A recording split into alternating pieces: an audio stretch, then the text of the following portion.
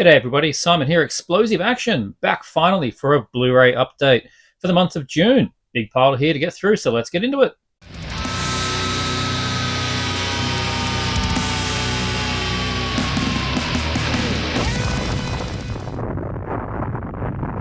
So I didn't do one of these updates in May because it was Metal May, and all I did was metal. Here we are in June, time to spread things out a little bit more, and I've only got one DVD to show. And yeah, oh, it's a doozy, isn't it? This is butchered. Honestly, I don't really know what I'm getting into here. Well, I kind of do. It's a hardcore release. It's a UK sub-label of one of the cheapo labels, who's Screen Entertainment. And it's got Phoebe Dollar from a whole bunch of the shot-on-video horror films. Maybe 3 months ago, I did a big update showing a whole bunch of shot-on-video horrors that I picked up and I've been watching. This one showed up locally, brand new and still sealed, and it was really, really cheap. So I figured, oh look, we'll add another one to the collection, Butchered, with Phoebe Dollar from Goth, which I really liked Goth, and two other people who I don't know who they are from movies that I have no interest in seeing. But anyway, two teenage girls are desperate to get into the most popular sorority. The final pledge is to spend the night at the abandoned Halloween spooky house. How cliched to this. Sorority sisters have all kinds of scary plans for the girls. Unfortunately, what they don't know is there is a psychotic killer squatting in the building. One by one, they try to escape the labyrinth of death that is Butchered, shot in real-life Halloween haunted house location. The film takes on a terrifyingly real atmosphere. I mean, I'm sure it doesn't, but anyway, there you go. There's Butchered. I'm hoping for some cheap fun. New and sealed UK DVD on Australian shores, and it was a Phoebe Dollar.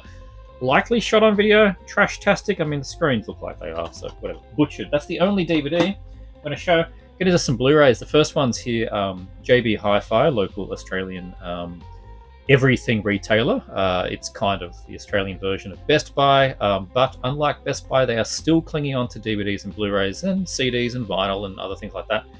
Though a lot of it is getting shrunk down, and you can see more pop vinyl and puzzle games and superhero crap and air fryers and whatever. It's taken over the shelves, and the DVDs are getting less. But for the moment, we still have DVDs and Blu-rays, and they still have, which we were all waiting for, their May buy one, get one free sale. So yeah, like literally it's that. Every single physical DVD, I don't think DVDs actually, I think it was just Blu-rays and 4Ks, was buy one, get one free. Whatever was the cheapest. So you buy 4 things, 2 of them are half price. And you have to play the game a little bit, so do multiple orders. If you always pick the cheapest as the free. So if you have 2 things that are $30 each, then you're only paying $30 for the one, which is great. That's a good deal. But if you've got one that's 50 and one that's 30, well, you're going to pay 50 and the 30 is free. So you try and have your bundles. Get your 2 30s, your 2 $30 titles, transact that. Get your 2 $50 titles, then transact that. Otherwise, it calculates it not in your favor. Anyway, I've seen people doing that at the counter and really annoying the staff. So yeah, something to do. Anyway, I picked up a few, and this was one I wanted to get for a while. Trashorama, Aussie horror, comedy, gore kind of thing. And I've been really keen to see this one. Put together by Dick Dale, who has done a bunch of sort of shorts and that kind of thing. Lots of fun horror goriness here. This was like ripping up the film circuit around Australia and maybe even internationally, not too sure. Did the Monster Pictures circuit. And yeah, I'm looking forward to checking this one out.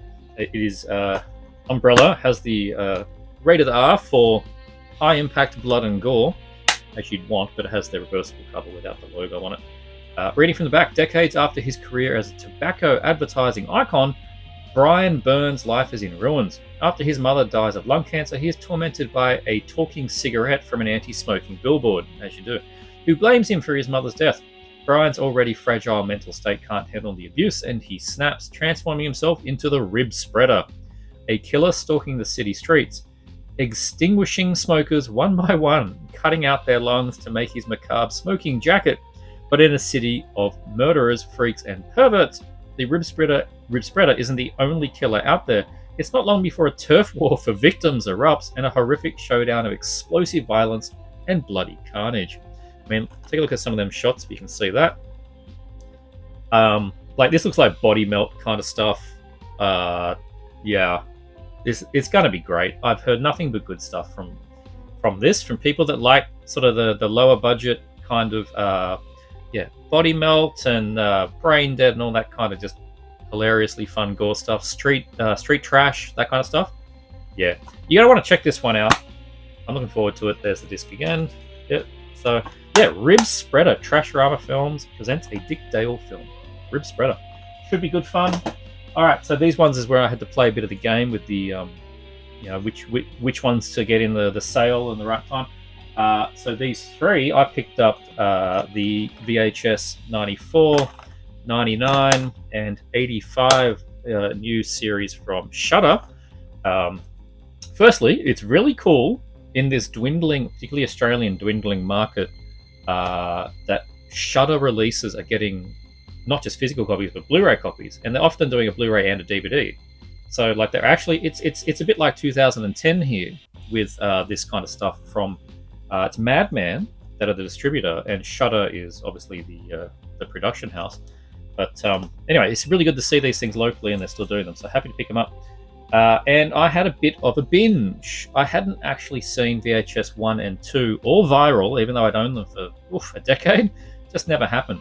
I sat down and watched the entire lot in chronological release order. So watch VHS 1, really good. VHS 2, even better. VHS Viral, it's got some moments, but I can see why people don't like that one very much. And then we kicked into the newer ones. So 94. This actually is my favorite VHS anthology of all of them. This one rules. It really, really does. It's got, I think, my favorite segment in this one, probably because it reminds me so much of Frankenstein's Army, and it has there's a photo there.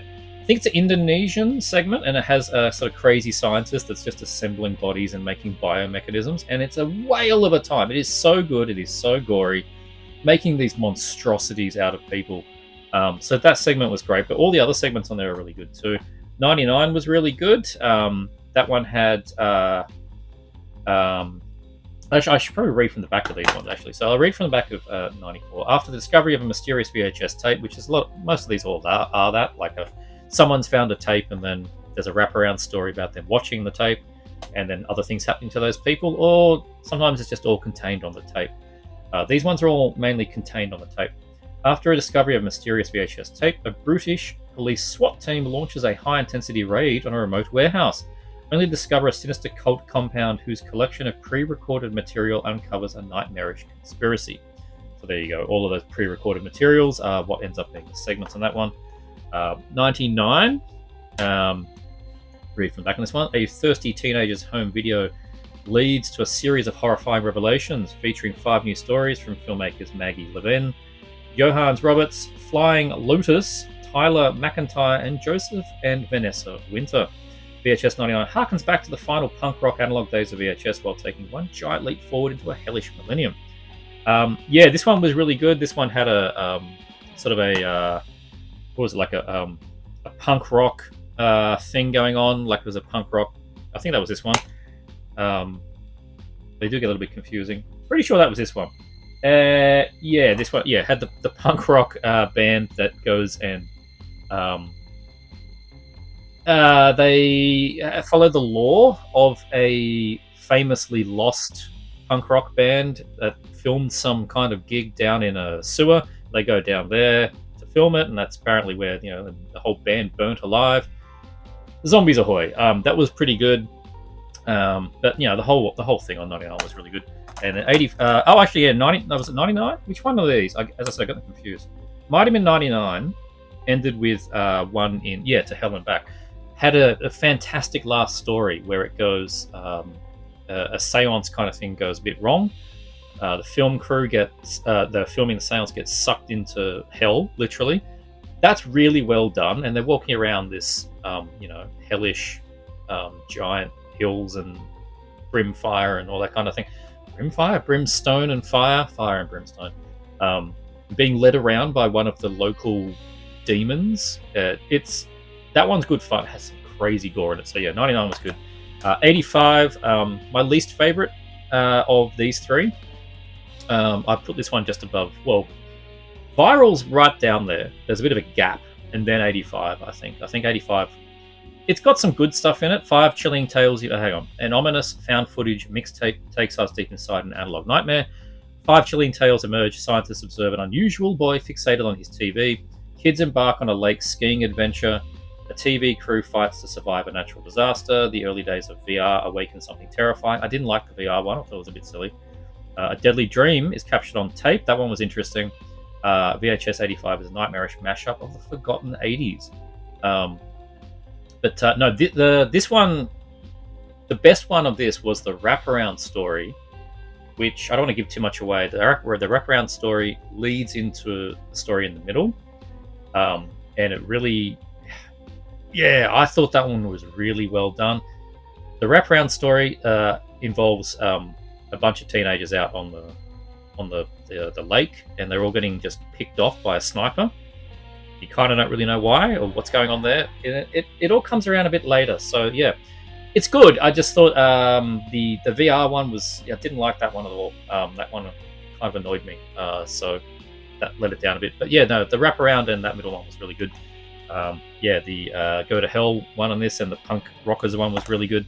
But oh man, yeah, the crazy scientist making his mechanoid things, top quality. So yeah, that's the 3 VHS ones. Apparently there's another one coming out soon, maybe this year or next year. Looking forward to that. Seeing curious what they're going to do with it. Apparently it's science fiction based, but really enjoyed overall watching those anthologies. I shouldn't have held off watching the first 3 for this long.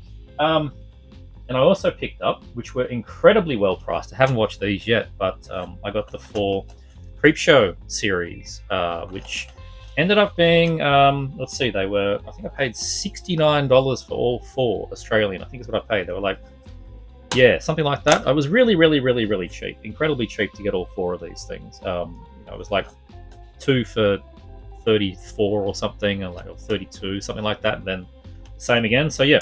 Anyway, I've been really keen to see these, check these ones out. So season 1, Creepshow. I was curious about this when this landed quite some time ago, but I figured they were going to cock it up. Supposedly not. I've had a few people telling me it's actually really good. They've done a good job. And the fact is, they're up to season 4. So something's going right with this. Obviously, Creepshow, the first anthology, was very well received. And they did 2 follow-ups that were lesser and lesser. But we now have a TV series. And it does have the Creepshow monster guy. What do they call him? I've forgotten what they call him.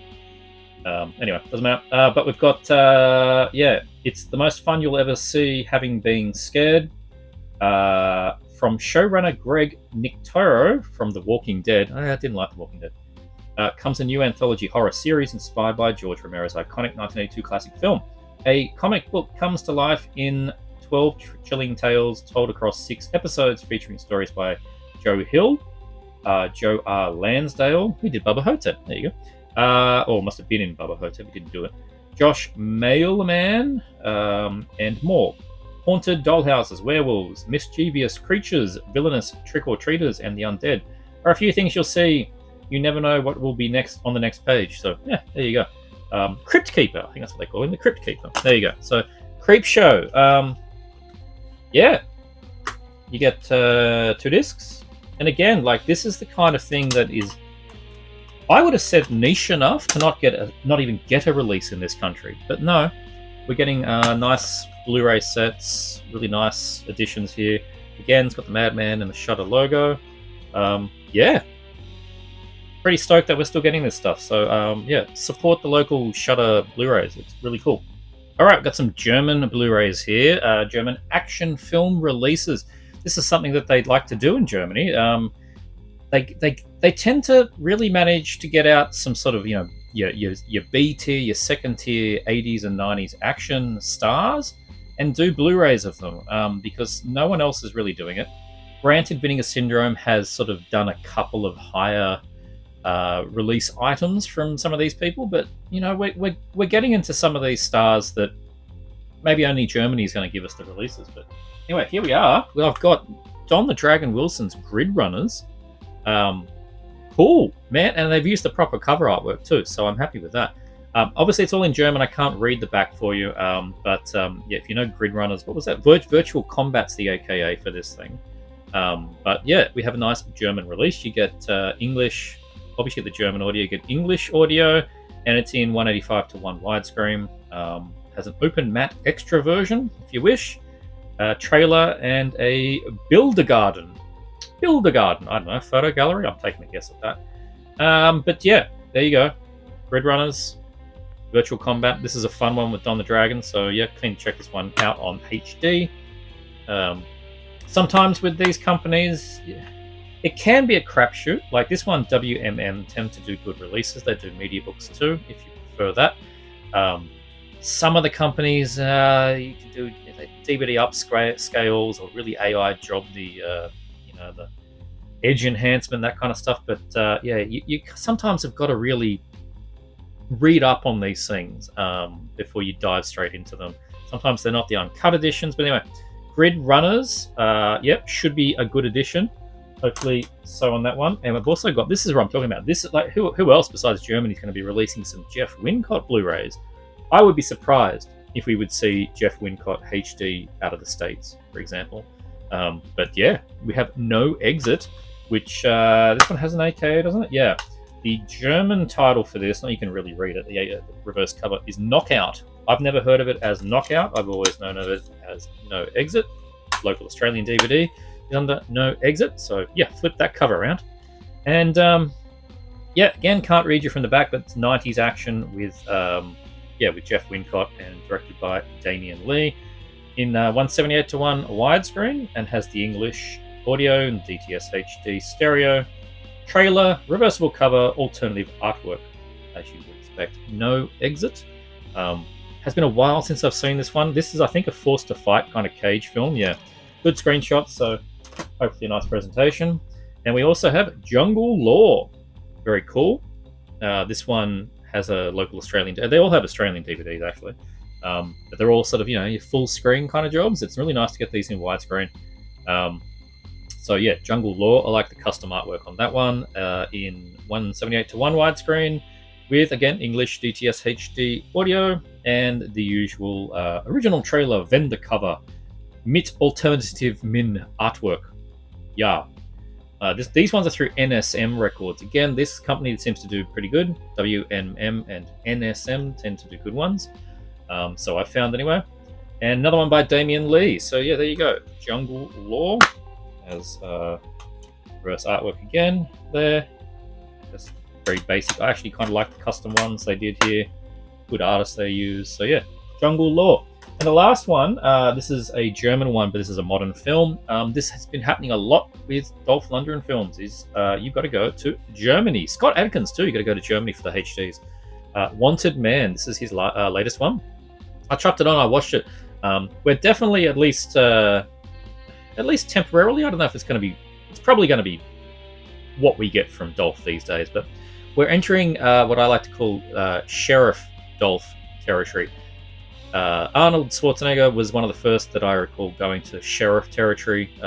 He did that film with what was the thing called? Had that Johnny Knoxville twat in it that I can't stand. But yeah, whatever that was called. It was a good film, but that's when you get Sheriff Schwarzenegger, Picks up the gun, less fighting and punching and all that kind of thing. It's just shoot stuff.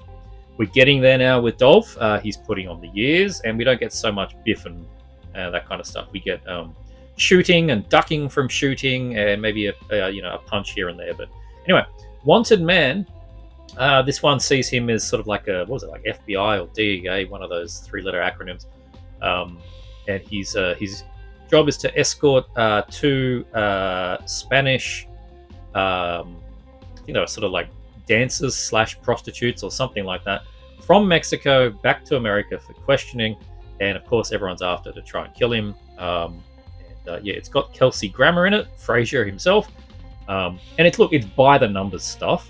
The violence, the action's not huge, but when it's there, it's quite good. It's pretty hard hitting, like bone cracking and blood squibs and that kind of thing. So that's good. The plot is a million times. I mean, you've seen this plot 1,000 times.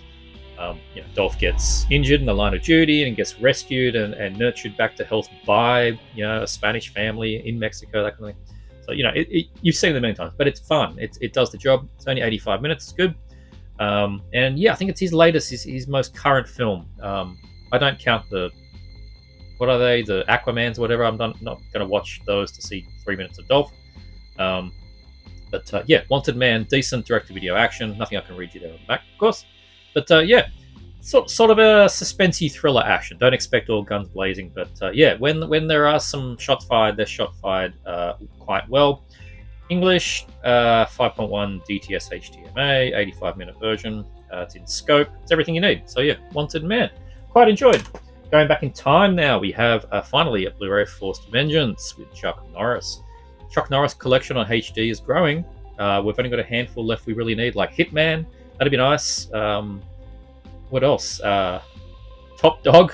Yeah, I mean, I made my own HD Blu-ray from Top Dog because there's, I mean, it's in HD. It's floating around on the streams. Like, you can see the thing in widescreen. Someone just needs to put their money where their mouth is and release Top Dog on disc. I'd get rid of my homemade bootleg. It's Chuck versus the underworld. Lady Luck has fled Hong Kong's Lucky Dragon Casino. Its manager has squandered their profits and the owner has been killed by the mob. The heir to the casino is in hiding. Lucky Dragon still holds one last ace. Security expert Josh Randall, Chuck Norris, determined to find the underworld boss behind the death of his friend, and boss Randall goes on the hunt.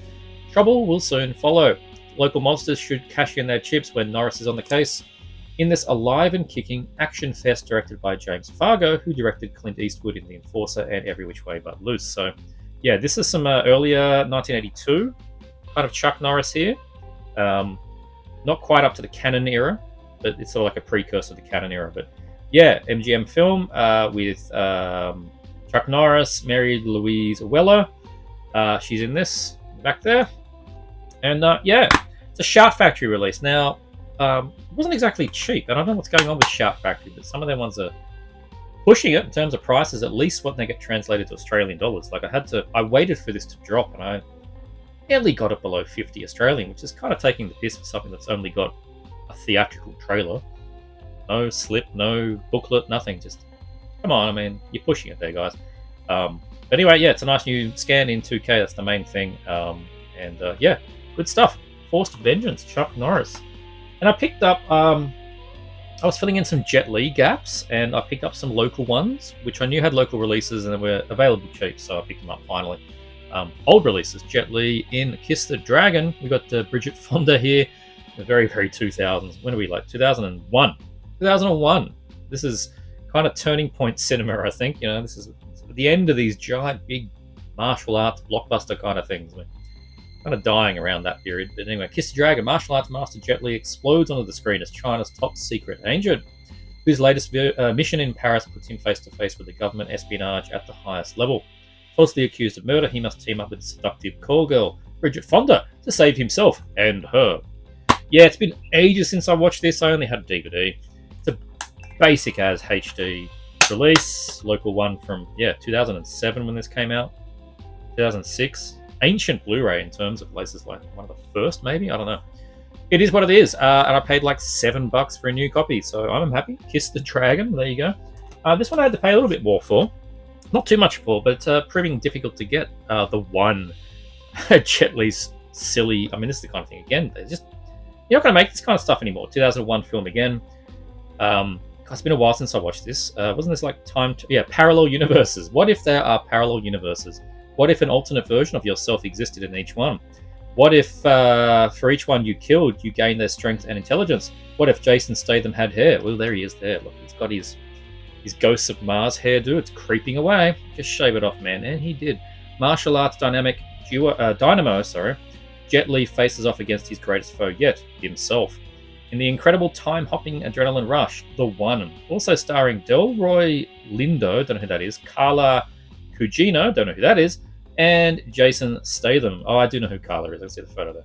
This highly powered action overload from the creators of Final Destination is the one you've been looking for. Commentaries, multiverse, featurette, behind-the-scenes featurettes, animatic to final film comparison. The One. I mean, I don't know. They just don't make this kind of weird shit anymore. They just don't.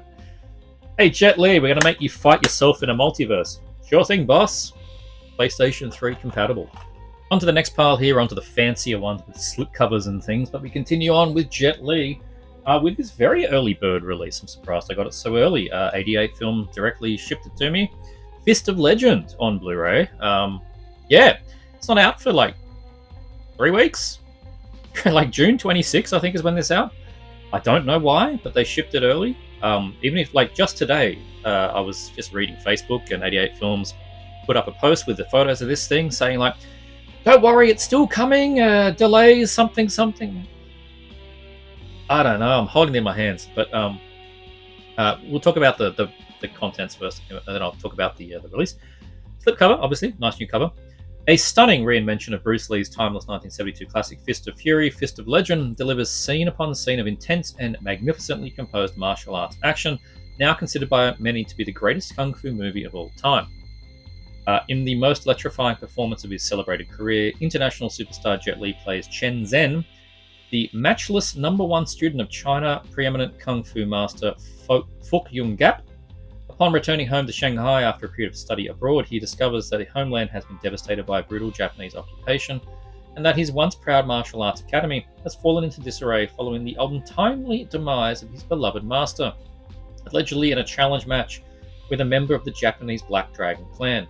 Disgusted by the official verdict on this teacher's death, Chen embarks on a heroic and uncompromising one-man quest to uncover the true killer, restore dignity to his fallen people, a journey that will bring him into deadly confrontation with Japan's most formidable fighters.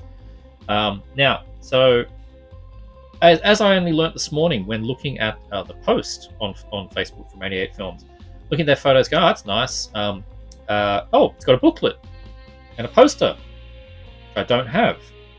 So, as I learnt, this is the Blu-ray release. Apparently, you have to buy the 4K UHD version to get the booklet and the poster. And reading the comments thread on there was enough people complaining.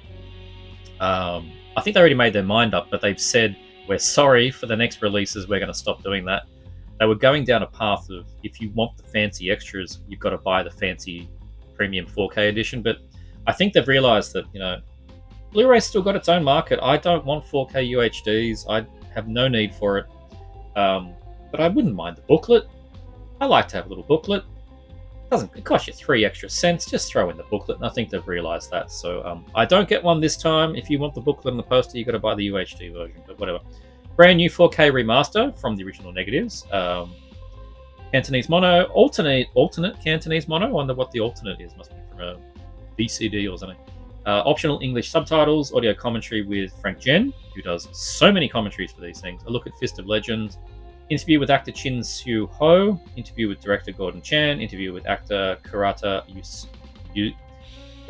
Yazukai. Karate seminar with Karata Yazukai. Deleted scenes. Theatrical trailer. Reversible sleeve. Yada yada yada. There is the reversible sleeve with the original poster artwork, which is incredibly flaming. Very hard to see what's going on. Actually, it's just so fiery. But yes, no booklet or poster for me, I'm afraid. But that's all right. I don't need this stuff. Just a surprising decision, but it's one they seem to have reversed anyway. So there you go. Fist of Legend, 3 weeks early, whatever, man. And continuing the Jet Li, but over in Eureka Land, we get finally Black Mask. This has had, had German release a couple of years ago, maybe 1 year, maybe 2 years ago, which was very tempting at the time, but I ended up holding off, and kind of glad I did, because Eureka, they smash these things. Filmed by Daniel Lee. When was this film? 1996. So you're still you're right on the cusp there of classic Hong Kong, just before the handing back to China. Here we go. There's the slightly more familiar artwork people might be more familiar with. Read from the back on this one. Jet Li stars in an action-packed superhero spectacle produced by legendary Sue Hak. Sue Chick Lee is a librarian who leads a quiet, unassuming life, or at least that's what he wants his people to believe.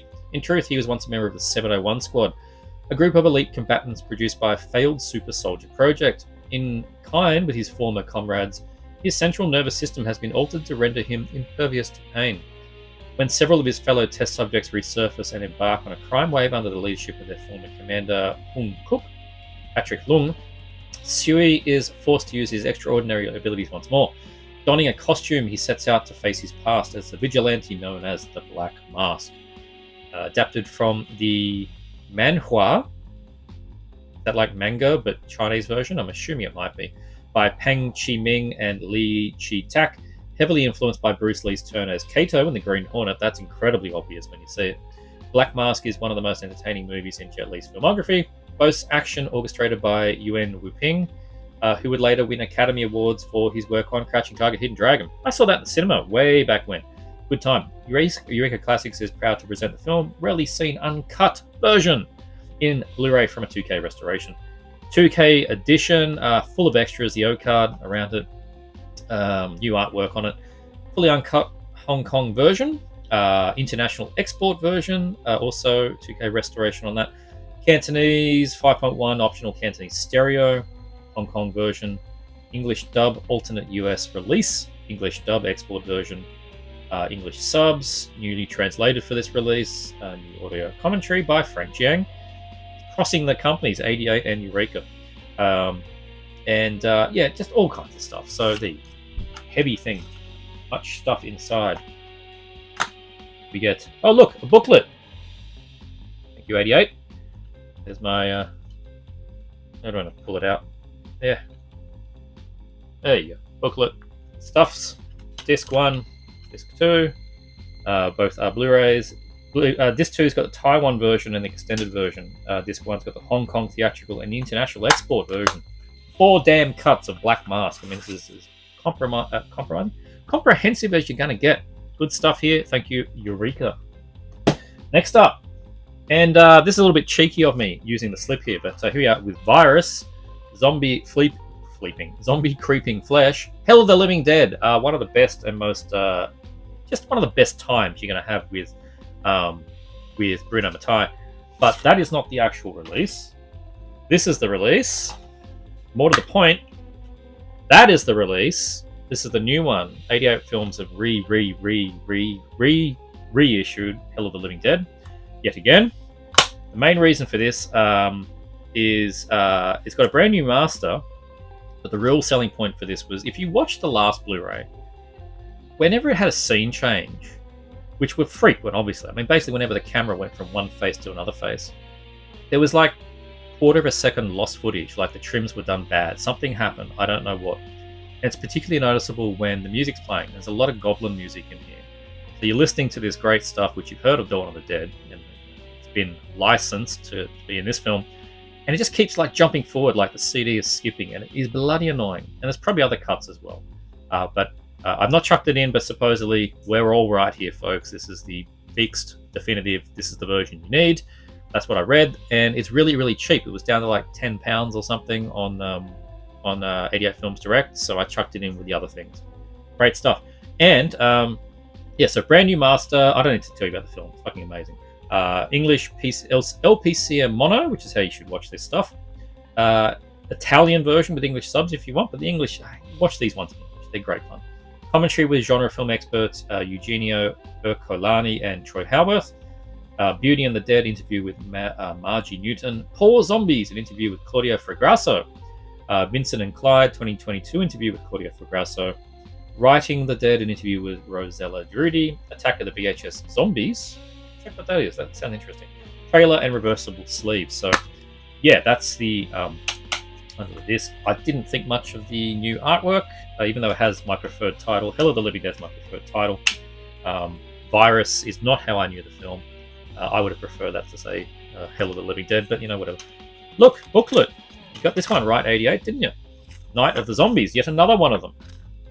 Why do I show the booklet? Because it came from the original edition. So, yeah, if you buy it now, you just get that, right? I had the original edition, and I wanted the bits and pieces that came with it. So that's the booklet from the version from like whatever it was, 7 years ago. And that is the slipcover from the version from those years ago, which may, stretching my memory, I think was the version. Didn't you have to like? Didn't I have to buy it directly from them through some kind of Kickstarter campaign? Was that this edition? I don't know, but I've combined two things to make the bastard wonderful version of Virus, Hell of the Living Dead, Zombie Creeping Flesh. Thank you, Bruno Mattei. You are my savior. All right, we've got two more from 88 here. I really do like these thin slips they've been doing with the hardcover, almost Vinegar Syndrome like. There's not much consistency with their releases. I don't know why they chop and change. But we have Inspector Wears Skirts 3 and 4. Very cool. That completes them all. I'm happy that they set their sights on completing all 4 of them. They could have just done the first one and stopped, but no, they did all of them, so that's really good. Number 3, so Cynthia Rothrock is only in the first one. Inspector Khan, Stanley Fung, now married to Madame Wu, Sibel Hugh, has been instructed to train the Banshee Squad members after Madame Wu goes into semi-retirement. For the next mission, the squad is assigned to go undercover into a casino ship, nab a group of thieves responsible for stolen law enforcement and military weapons. It's a big undercover kind of deal going on here. New remaster, it's in Cantonese. You got your Frank Jengs, and it's got reversible sleeve stuff, which I believe I did. So that's, I think that was how the Legendary DVD. I had all these on those excellent Legendary branded DVDs out of Hong Kong. Pretty sure that was the cover they used. It's always a little bit sad putting one of those to bed, but you know, who thought we would ever get here with these Blu-rays from the West with these ridiculous editions? Whatever. Golden Age. To save the Hong Kong, this is number 4. To save the Hong Kong Police Force's Banshee Squad from becoming defunct, the struggling new members seek the help of former officers Amy, Sandra Ng, now a divorced mum with a young kid, and May Karawai, now partially mentally unstable, to help them with their training regiment, led by Madame Yang, Cynthia Khan. Police skills are put to the test when they are ordered to nab a band of brutal thugs in the city. It's getting very Police Academy as this goes on, right? Citizens on patrol, something like that. Slipcase, double-sided poster, 2K remaster. You get your Frank Jengs, you get your Cantonese monos, you get everything you need. So there is the. I don't think the Legendary used that. I don't think so. Anyway, poster and disc. I think it was a poster in the other one, so I didn't show.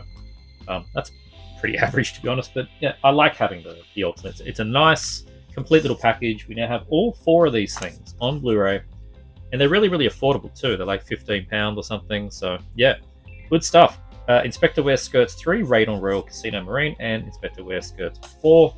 Good stuff. Going across to Vinegar Syndrome now, we have the Spanish Bloodbath. Very cool. So far I've only watched Night of the Skull, which was entertaining. There you go there. So as you can see, they're all Spanish horror films. And there's the alternate cover. And you get Night of the Skull on one disc. You get Violent Bloodbath on another disc, and then you get The Fish with the Eyes of Gold, which is such a giallo title, on the 3rd disc. And we shall read from the back. Night of the Skull. Lord Archibald Marion is brutally murdered by the unknown assistant. Bitter and feuding members of the family at his large country mansion for a reading of the will. The rival is masked by a second grisly killing. I mean, it's your classic stuff, right? The reading of the will in the mansion, everyone's getting kicked off.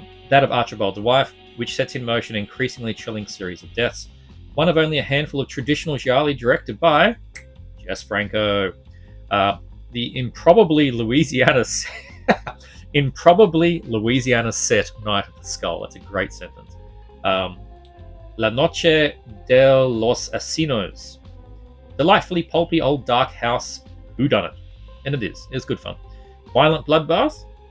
A notoriously harsh French judge vacationing at a luxury resort finds his holiday interrupted when a mysterious killer begins murdering those in and around the hotel. What makes these killings all the more unsettling is they're being carried out identically to the methods used by the judge's executed murderers, offering a more subtextual narrative which leads to a memorably cynical and downbeat ending. Jorge Grau's The Blood-Splattered Bride, good film, Violent Bloodbath, Pena de Muerte, is a uniquely thought-provoking entry in the annals of Spanish gialli. Haven't checked that one out yet, nor have I checked out The Fish with the Eyes of Gold. That's throwing the dart at the giallo name title creator. That's so good. Derek, a handsome young Englishman, has recently moved to a Spanish seaside town. Lothario, Derek is quick to begin seducing the local women, only for a murderer to start picking them off one by one. Despite his protest of innocence, the police conclude that Derek is a sex maniac responsible for the crimes. However, could another individual be behind these heinous killings? remaining thematically and structurally aligned with its Italian forebears, Pedro Luis Ramirez, School of Death. That one was interesting. I think the hype about it being sort of lost and that overshadowed it being actually really good. It was okay. It was interesting. It was okay. Not amazing. School of Death. The Fish with the Eyes of Gold, El Pez de los Ojos de Oro. Nailed it. Is an engrossing, twist-filled coastal caper with plenty of murders and other macabre surprises. Good stuff. Bunch of special features too.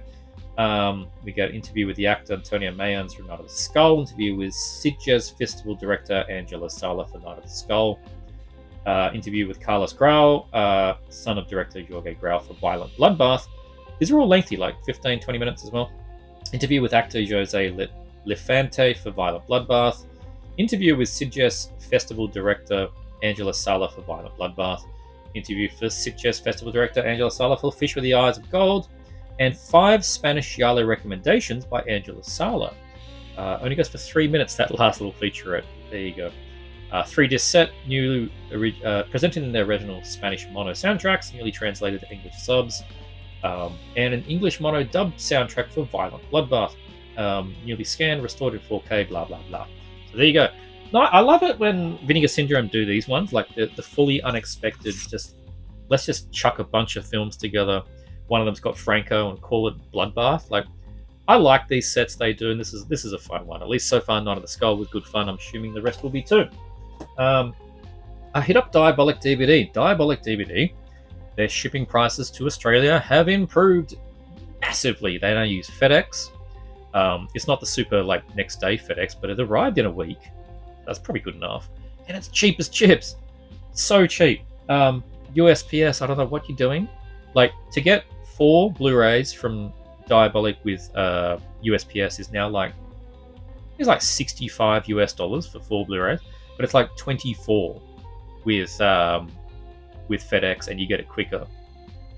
I don't know, man. Sometimes privatization makes sense, I guess.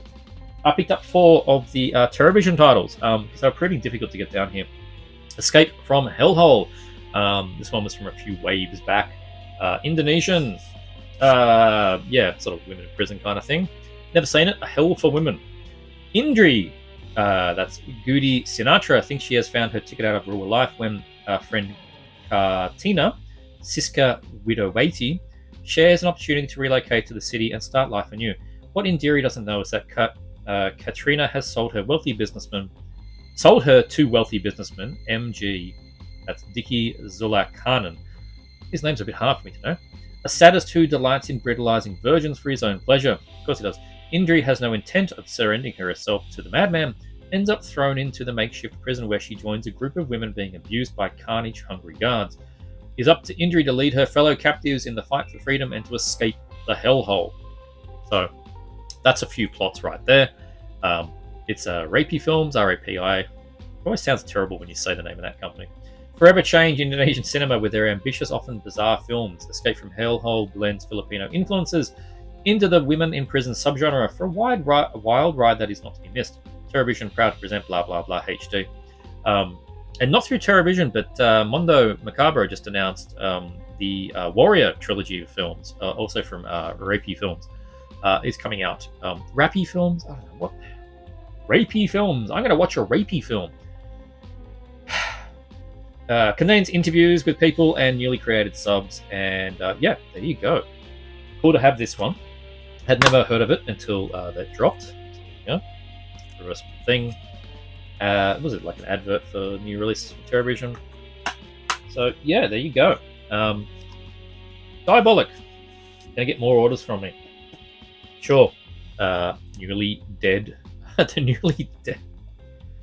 Newly Deads. Looks like it's going to say the Newly Dead Dolls or something. The Newly Deads. Not the Newlyweds. The Newly Deads. We're into some shot-on video territory here, folks. This one is a City Lights, I believe. Is it? Yeah, City Lights. So they started getting these. It's on the spine there, it says City Lights. City Lights is the company that was a precursor to PM Entertainment. So if you thought PM Entertainment was cheap, City Lights was cheaper. Wonderfully gruesome tale of horror tells the story of 5 newlywed couples who arrive at the Newlywed Hotel, a beautiful lakeside resort run by Lloyd Stone. her rival has been plagued by a supernatural ghost hell-bent on preventing her playboy ex-lover from getting married. Wedded bliss turns to horror as the guests are brutally murdered one by one. Only Lloyd possesses the power to stop the newlyweds from becoming the newly deads. Brilliant. Merhi, Glickerast, Pepin, and Muchkin were some of the driving forces behind City Lights Entertainment. Merhi and Pepin and Merhi PM, before PM Entertainment, dishing out some of the sleaziest low-budget noir-ish films from 86 to 90 with their label. Now the City Lights brand will be revived by TerraVision, bringing you some of the trashiest, tastiest cinematic masterpieces conquered the video store back in the day. God bless you, TerraVision, for taking these things on. There's a Troma logo down the bottom. Must have been involved in distribution at some point, Troma, for these things. It's actually got Lloyd Kaufman's name in the the Troma team release. Okay, didn't realise that. Maybe that's how the VHS were released back in the day. Commentary with Midnight Mass co-hosts, sleazy film historians Michael Varati and Peaches Christ. What a name, Peaches Christ. Interview with Doug Jones, composer John Gonzalez, Scott Casquet, Paul Vogt, and newly dead created subtitles. Haha. There you go. The disc and the advertising. But it's really cool. These things are obviously shot on video, or at least shot cheap. If it's in widescreen, actually. Was this shot on video or just shot cheap? Huh. It's in 16:9. Perhaps this was shot on 16mm? I don't know. I presume they were shot on video. Either way, they shot cheap. Newly Deads. There you go. Good stuff. Really cool that this company is bringing out these things. And we also have Hollow Gate. Another City Lights release. Another great cover on that one. Good stuff. Another slip. Hollow Gate. Yep, this one's supposed to be incredibly goofy. I've never seen it. Hollow Gate. Again, it's got Troma's name all over it. Yeah, they must have done the VHS distribution or something. When Mark Walters throws a Halloween party, Freddy and Jason wouldn't dare to come. Halloween night turns from fun into fight for survival as a group of teens end up in the hands of a madman who has trapped them on the grounds of his compound. By axe, dog, knife, and lawnmower, Mad Mark Walters, Addison Randall, delights in playing costume death games with his captives as the police grapple with rumours of the horror befalling the missing youths. Who will survive this trick-or-treat again, and who will be left of them? TerraVision is proud to present director Ray DiZazzo's cult video store staple, Hollow Gate, new transfer along with the cast and crew interviews commentary. The film was shot on 16mm and edited on tape. That happened quite a lot. While the original celluloid was lost years ago, TerraVision has restored the master 1-inch Beta SP for the best possible picture quality. So there you go. It's going to be, it's in 4:3. It is restored to as you would get, like, it's the master used for the VHS tapes back in the day. So would have been wonderful if the 16mm was there, but imagine the effort of going back to that 16mm and re-editing it shot for shot to resemble the final product just to make a Blu-ray. That would have been amazing. It doesn't matter. This is what we get. 1988 film, commentary with Ray DiZazzo and Justin Beham. Interview with Ray, interview with Addison, interview with John Gonzalez. Shocktail Hour with horror host Orala Gorialis presents Hollowgate horror. Newly created captions. There you go. Hollowgate. So that should be fun, I hope. Another City Lights. And this one I was excited to see, and I was kind of left scratching my head the whole time because I don't think I read the brief of what I was getting into with this one. It was interesting. I'm glad I watched it, but it's a head scratcher. The Jar. Kind of figured this was just like a, I don't know, basket case kind of thing. This is way more art house. I mean, it was originally called Charon. The Jar was a retitling to make it seem like what I wanted. Charon. I will watch this again someday, knowing what I'm getting into. But man, this was weird. Paul, Gary Wallace, is travelling home one evening after work when he finds an old man who is injured on the side of the road. Paul stops and carries the man to his car in order to take him home and clean him up. Old man tells Paul about a jar that he cannot leave there for him to pick it up. Paul then gets home and the old man disappears, but the jar remains and consumes Paul. Are things spiraling for Paul? Is the jar making him see visions of what could be next? It's as weird as hell. Charon, aka The Jar, was released by Magnum Entertainment in 1984 and was omnipresent in video rental stores. The film was shot in scope. The distributor released it in a butchered, cropped presentation, cutting out half of the intended frame in a murky VHS transfer. TerraVision has restored Charon / The Jar using partial camera negative along with a print that finally offered director Bruce Toscano's unique vision. It's very unique in all its beautiful color-drenched glory. Accompanied by a stunning synth score and bonus materials, this is a striking viewing experience for even longtime fans of film. As I said, it's weird.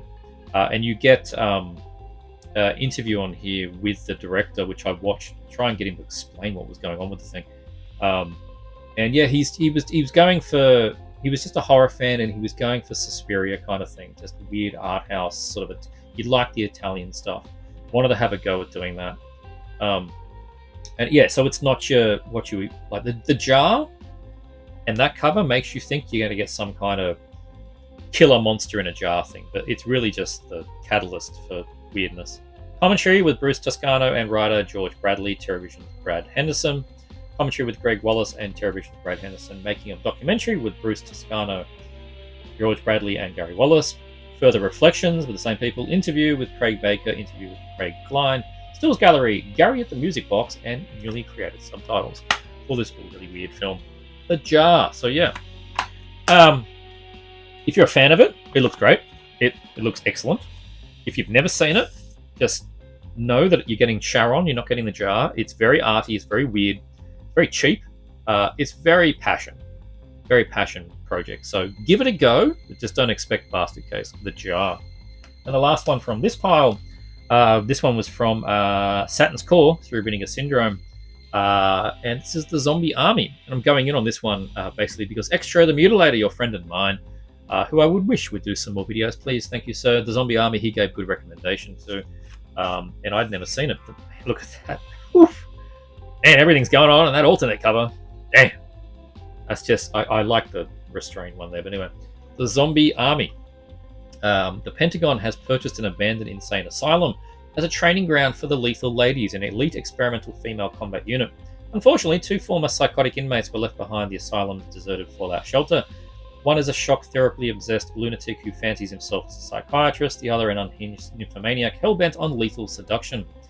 Together, they wreak havoc by capturing soldiers and turning them into mindless zombies by means of electricity. Of course they do. Trapped within the subterranean catacombs of an old asylum, the Lethal Ladies must rally the troops to battle with flesh-ripping hordes of the living dead. Shot in Wilmington, Delaware, utilizing a real abandoned asylum location, Zombie Army was the brainchild of former military vet turned writer-producer John Kalinowski, who harnessed local cable production talents to help realize his dreams of a staging regional SOV zombie epic. Directed by local high school drama coach Betty Stapleford, and featuring an amateur cast of hundreds firing live ammunition rounds. Oh, that's got to be worth seeing. There you go. That's what you do with extras. Give him fucking live ammo.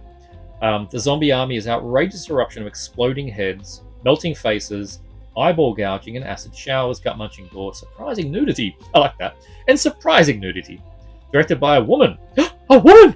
And featuring an oddly empowering feminist slant, the Zombie Army would go on to become a 90s rental store. Fanzine favourite continues to bewilder unsuspecting audiences, and probably bewilder me, but hey, give this one a crack. You get an audio commentary, Incubators of Death, Asylum in Horror Cinema, visual essay, Analog Outlaw by distributor filmmaker J.R. Bookwalter, Video Makers, three episodes of vintage cable access TV show hosted by writer-producer John Kalinowski. Huh, could be very interesting. Archival contest video, isolated music by the Kill Toys, original trailer, reversible sleeve, and SDH subtitles. Feature was shot and edited on video, be advised, transfer quality, blah blah blah, garbage, etc. There you go, Zombie Army. And yeah, the reversible art again, which I do prefer, but I've got the slip, so... I mean, geez, is that how the tape was released? That's everything, is what that is. So yeah, good stuff, Saturn's Core. Happy to have this one, and check it out, yeah, Zombie Army. Into the last pile now, and man, I was stoked.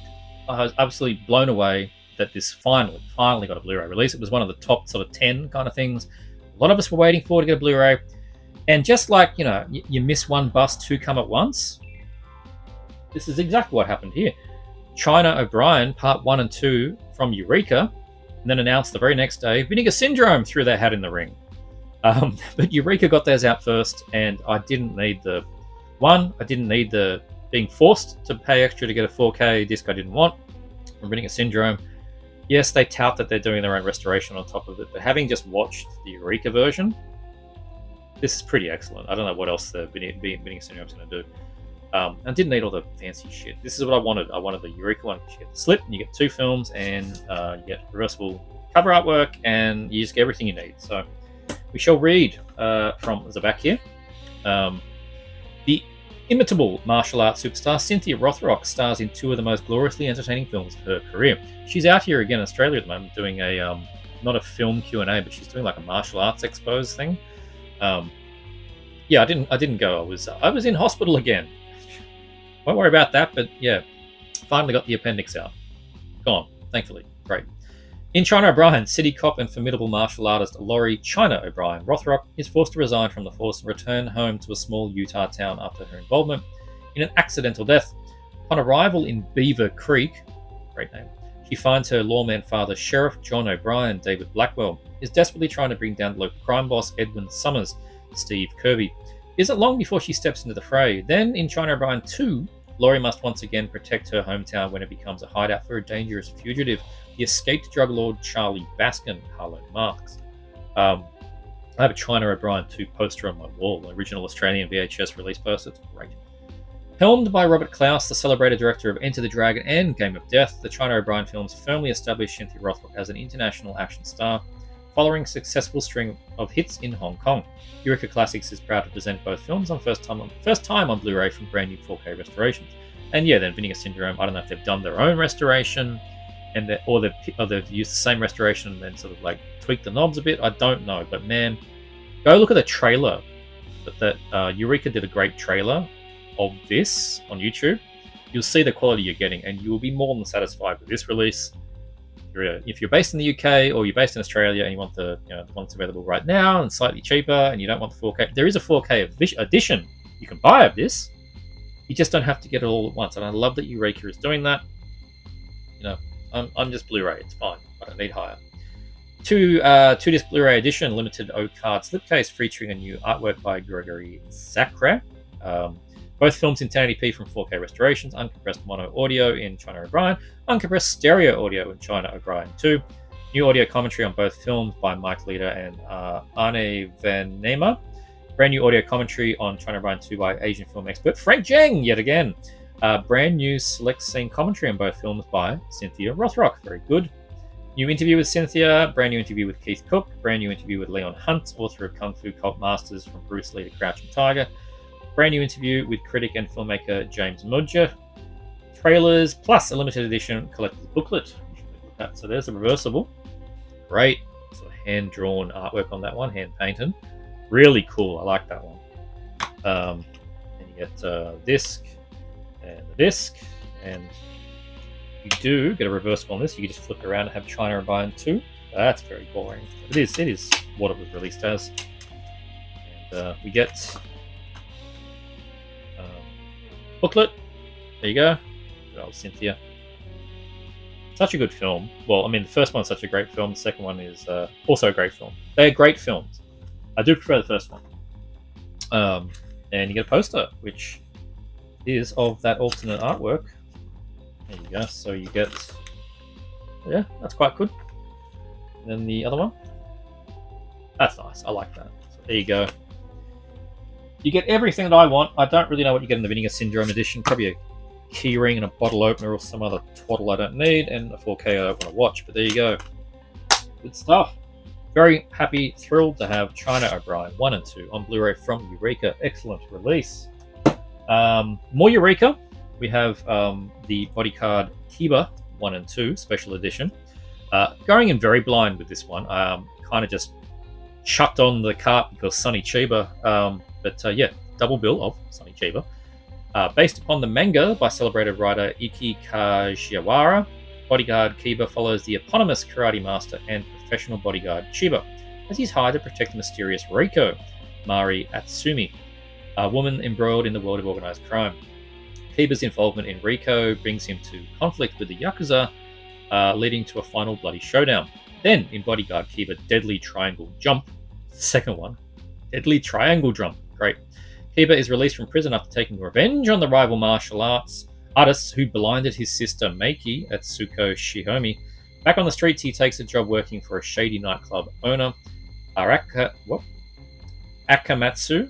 by Shoki Fukei, once again forcing him to take on Japan's criminal underworld. 2 riotously entertaining tales of betrayal and bloodshed from director Ryuichi Takamori. Bodyguard Kiba and Bodyguard Kiba Deadly Triangle Jump were released just a year before Sonny Chiba would find international success with the breakout hit The Street Fighter. Eureka Classics proud to present blah blah, new restorations blah. O-Card, with artwork by Chris Malbon. 1080p presentations on 2 discs, new restoration of the original elements by Toei. Japanese mono, original English subtitles, brand new feature-length audio commentaries by Mike Leader and Arne Vernema. There you go, very, very busy guys. Bodyguard, alternate US version of the Bodyguard Kiba. Talking Chiba, brand new interview with action choreographer and director Kenji Tanigaki. Kiba or Chiba, brand new interview with Tom Mess and Jasper Sharp, original theatrical trailers, and a booklet. And there's the reversible, which is a really nice painted poster there. Really like that one. A cigarette hanging out of his mouth. Yep, Bodyguard Kiba, disc 1, 2, and yep, Part 2 poster there, which is pretty good, actually. And booklet. So, there we go. Chiba. Stuff. Read while you watch. I like the Eureka ones. They're not like 84 pages of so much in depth. They're just a nice sort of fairly light read, which I think is appropriate. So there you go. Bodyguard Kiba Part 1 and 2 from 1972. And yeah, great release there from Eureka. Looking forward to checking that out. As I am with this one, which is a double film set, and the one I'm really keen on seeing is the special feature. But this is the Swordsman of all swordsmen, and the bonus feature, which I mean they could have made a big thing on here and say bonus week, is the Mystery of Chess Boxing, which is one that's been kind of difficult to ever see. I've never seen it. Read from the back of the slip here. Tale of Honor and Revenge by celebrated master Wuxia Cinema Joseph Kuo. Having witnessed the brutal slaying of his entire family by a small child, Sai Ying-ji, Tiang Peng, a touch of Zen, spread several years wandering in search of those responsible. After years in training, he tends to use his expert swordsmanship to enact vengeance on Yun Chunchung, Sao Xian from Dragon Inn, and his 4 accomplices who murdered his father in order to obtain a legendary weapon known as the Spirit-Chasing Sword. After dispatching several rival swordsmen who incur his wrath, Sai comes to contemplate the futile nature of revenge. After Yun Chunchung's daughter, Flying Swallow, that's Polly Shangquan Ling Feng, that's a very long name, back alley princess, saves his life. Followed by The Bravest Revenge and Ghost Hill, The Swordsman of All Swordsmen is the first entry in Joseph Kuo's Sai Ying-ji trilogy, and a landmark work in the wuxia genre. And then the tiny little bit at the end here, Eureka Classics is proud to present the film for the first time ever in the UK from a new 2K restoration, along with Kuo's influential kung fu masterpiece, The Mystery of Chess Boxing. It's chucked on there as a limited edition bonus disc, so you want to get this edition to get that extra bonus disc. So you get the slipcover with artwork by Gokeiju. That's Gregory Sacre, Gokeiju. A set of facsimile lobby cards, reversible poster, original poster artwork for Mystery of Chess Boxing. 1080p HD presentation, Swordsman of All Swordsmen, 2K digital restoration completed by Taiwan Film and Audio Visual Institute. Original Mandarin audio, English dub option, original English subtitles, brand new feature-length audio commentary by Asian film expert Frank Jiang. How many times have I said his name today? And John Charles. Hong Kong filmography, 1977-1997. Return of the Master, interview with Joseph Kuo, never before seen interview with director Joseph Kuo from 2008. Courtesy of Frederick Ambroisine. Collector's booklet featuring new writing by James Oliver on both films included in the set. Limited edition and bonus disc. 1080p HD presentation of The Mystery of Chess Boxing on Blu-ray, scanned from the only known surviving print in the film, supplied by collector Dan Halstead, the head of programmer at Hollywood Theatre in Oregon. It's a rare damn film. I mean, I guess from Eureka's standards, I'm going to look, you look at it and it may not be 4K scan from the OCN or something, and they've had to go to a print, so they're not repping it as much. Like, it's a rare film, so they really should make a song and dance about it. Original Mandarin, Cantonese, and classic English dubbed audio options. They've put the inverted commas, not me. Both brand new feature-length audio commentary by Frank Zheng and Michael Worth, brand new feature-length commentary by Mike Leder and Arne Bernema, and limited edition sleeve artwork by Darren Queeling. So there's the Mystery of Chess Boxing. That artwork, the same artist who did that. What was that box set that they did?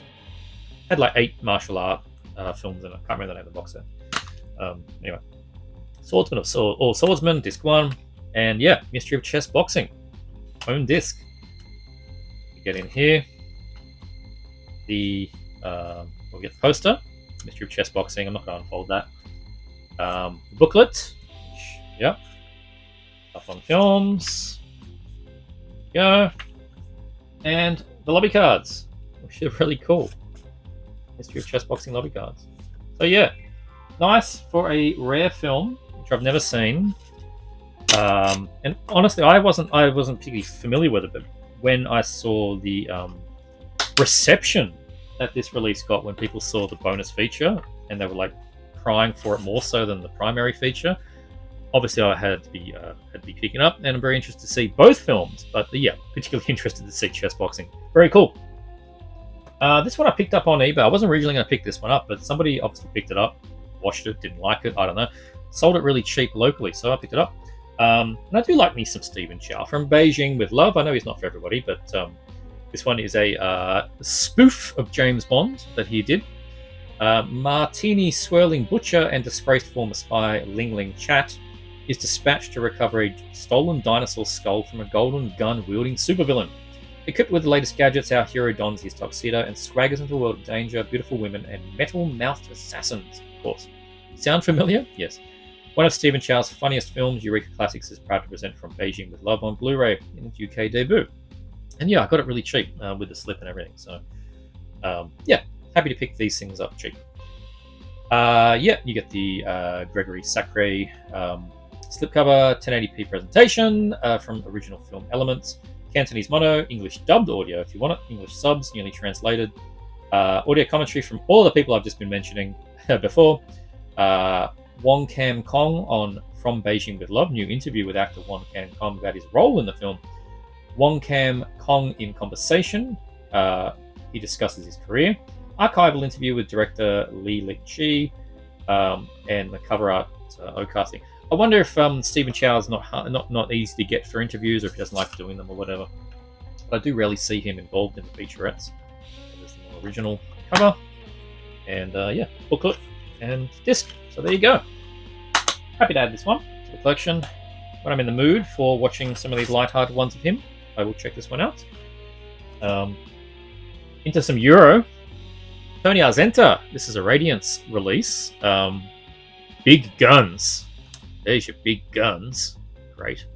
I do love how Radiance use the big full Criterion kind of cases. They just so premium. Always love them. Great things. But you also get the sort of a wraparound Obi, whatever you want to call it. It's not an Obi when it's not Japan, anyway. That's how I have to read about the film. Alain Delon, Le Cercle Rouge, stars as efficient and ruthless mob assassin Tony Arzenta. When plans to leave his life of crime go wrong, Tony finds himself on a bloody mission that takes him across Europe. Delon delivers a haunted performance as Arzenta, a stoic as in Le Samurai, yet firmly within the Italian crime framework. Tony Arzenta delivers thrilling set pieces and an emotional core that carries to the final nail-biting frame. 4K restoration, Italian-English audio, archival interview, featurette by Eurocrime Authority Mike Malloy, select scene commentary by critic Peter Jumstad, trailer, newly translated subs, original poster, and booklet. There's the inside there. Yes, we do get under the disc the No Way Out version, so 3 titles for the film and booklet. But yeah, keen to check this one out. Never seen it. Oh wow, look at that little screen grabs there at page 1. That's cool. Yep, nice little thing to read there. And yeah, never seen Tony Arzenta. I did know it was sort of inspired by Le Samurai, which I've also never seen. But yeah, Big Guns by Dushio Tassari. Good stuff. Did an upgrade. Wasn't planning on it, but then Mr. X-Ray the Mutilator kind of convinced me to pick up Street Law, Franco Nero.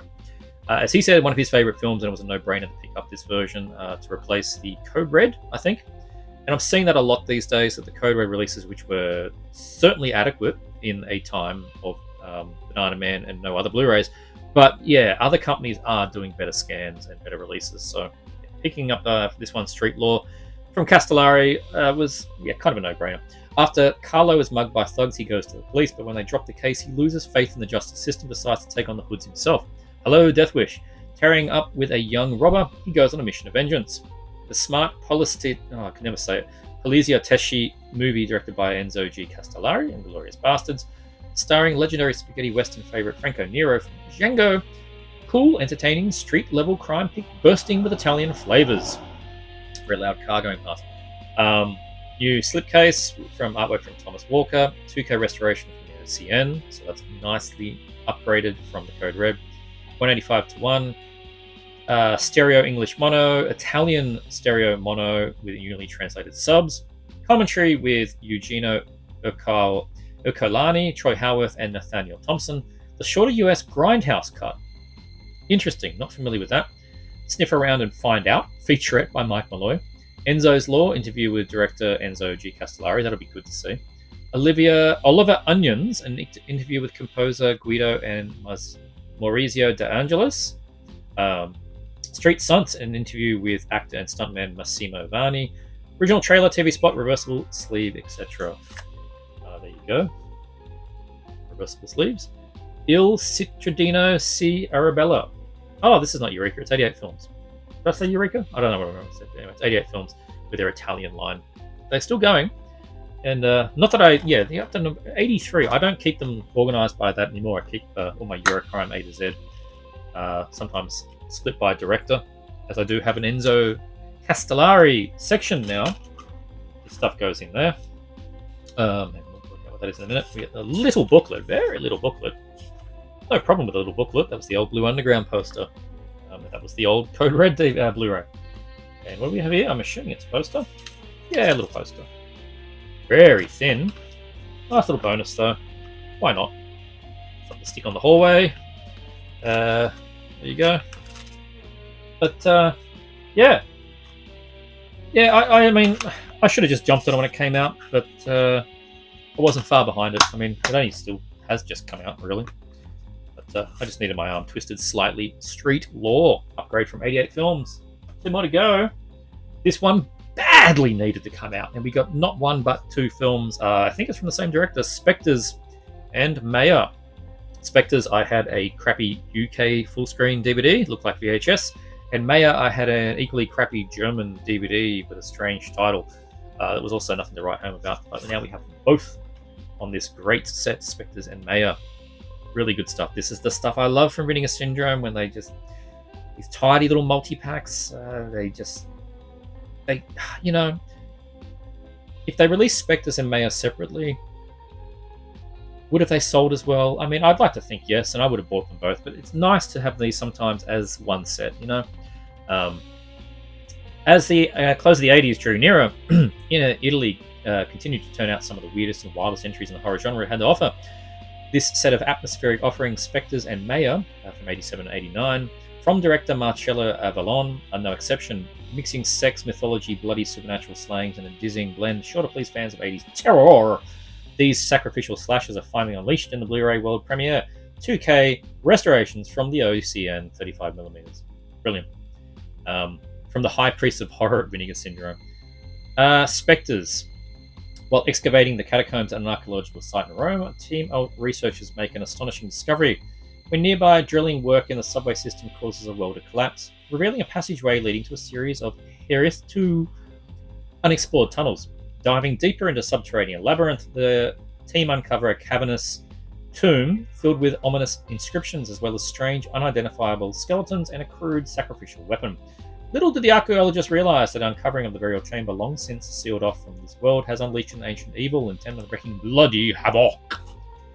Bunch of special features which I can't be bothered reading, but you've got your Troy Howarths. You do get a paranormal Roman activity featurette. That's funny for nearly half an hour, so that's worth it. And a bunch of other things, but that's a cool title for a featurette. Paranormal Roman Activity. Well played. Maya, 1989. Lisa, a young woman from New York, arrives in a small Mexican seaside town to identify a body of her father, a researcher into Mayan culture who's been brutally murdered by sacrificial-style killing. Determined to uncover the truth behind her father's death, Lisa decides to stay in her hometown when she learns about the local folklore and superstitions with the help of Peter, young American and friend of her father. More people are found dead or slaughtered in a similarly gruesome fashion in the town's celebrations of the dead loom. Could the legend of a vengeful, bloodthirsty Mayan king return from the dead prove to be true? Probably. Again, bunch of commentaries, bunch of features. I see more Troy Howarth. I see more Nathaniel Thompson. Scream Queen Memories, 27 minutes. And Mystical Mayan Melodies, 21 minutes. All kinds of stuff in here. So yeah, there you go. Great. 2 discs too. I mean, they literally could have done this as a 2 separate releases, but you know, this is, like I said, this is the kind of compilation I like. You know, it's 2 films. They're both obscure. They're from the same director, from the same time period. It's fine. Chuck them together. I don't care. It's fine.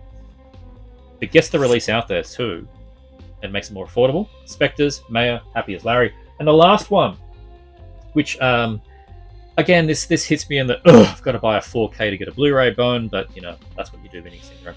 Witch Story. Wanted to see this one for ages. Well, not really. I mean, I saw it on VHS a long time ago, but did I really see it? Because it looked like crap. Story.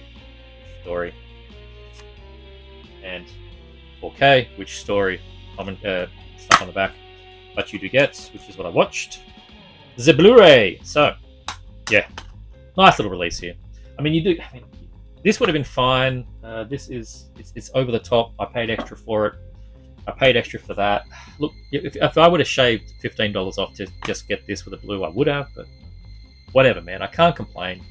In this golden age we're in now, if this is what it takes to release something and the company remain profitable, you do you, I'll buy them anyway. Following the tragic death of the parents, a sister and brother take a group of friends to rural Florida to stay at rickety old house, which they've recently inherited. Little do the youngsters realize that some decades before, a woman suspected of being a witch was burned at the stake on the property by zealous townsfolk, and boy, they did. With the group settled in for a few days of drinking and partying, demonic forces that reside in the house are quick to take hold, possessing a number of teens, prompting them to take up knives, axes, chainsaws against their friends in an orgy of death and dismemberment. As the carnage escalates, a few remaining members of the group are forced to seek out the assistance of a local aged priest, hopes of putting an end to the horror. Directorial debut of Alessandro Capone, who previously penned Ruggero Deodato's slice and dice effort Body Count. Now Body Count may not be great, it's fine, but that's got Vinegar Syndrome's name all over it. When someone gets Body Count out, that's like another one of the big uns off the list. Body Count. It's got to happen sometime soon.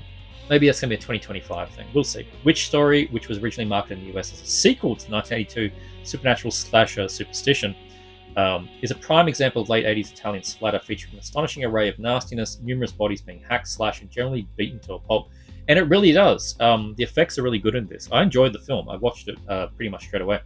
Frantically blending The Evil Dead, A Nightmare on Elm Street, The Exorcist, slasher elements in a way that only Italians can, the celluloid sorcerers of VS have conjured up a Witch Story in a world UHD debut, newly restored in 4K from its OCM, loaded with a bewitching assortment of new and archival extras. And it has a heap on here. The 4K disc has got 97-minute feature and all that HDR nonsense, but the Blu-ray disc contains everything on the UHD disc, good, plus the following special features. Directing a Witch Story, 32 minutes. I watched that actually, it was good. Interview with director Alessandro Capone. Producing The Witch, 34 minutes. An interview with producer Giuseppe Perdosoli. The Light of Witches, 12 minutes. An interview with cinematographer Roberto Girometti. The It Brit Connection, British actors in Italian horror, 17 minutes. I didn't watch that, but I should watch that. That sounds interesting. Video essay by Mike Foster, Italian Witch in Florida, 44 minutes. Watch that too. Archival making of documentary featuring interviews with director Alessandro Capone, cinematographer Roberto Girometti, and composer Carlo Maria Cordio.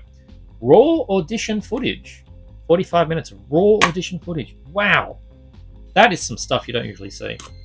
So anyway, Witch Story, which is also the Witch Story and Witch Story which is there by definition as being the Witch story and the Witch story. Completely over the top release, but there you go. Really happy to have it. Really enjoyed watching it. Finally see it properly for the first time. Alessandro Capone film, Witch Story, 4K and Blu-ray from Vinegar Syndrome. And that is this update. I felt like this was probably over an hour. We'll see where it gets to in editing. But yeah, hope you enjoyed this one. We'll see if I have one for July or not. A lot of pre-orders. I hopefully do. Probably won't be very large though. July update, hopefully. I hope you enjoyed this June one. If you did, please like, subscribe. Check out this guy. Check out this guy. I'll see you next time. Physical media matters.